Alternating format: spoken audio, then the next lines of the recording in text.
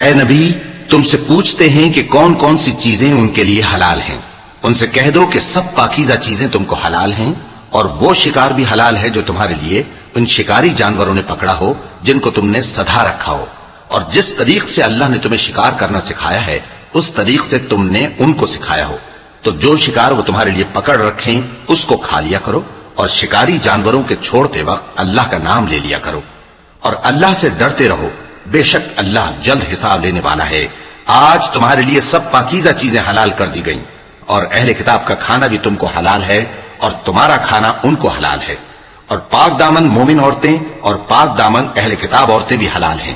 جبکہ ان کا مہر انہیں دے دو، اور نکاح سے عفت قائم رکھنی مقصود ہو، نہ کہ کھلی بدکاری کرنی اور نہ چھپی دوستی کرنی۔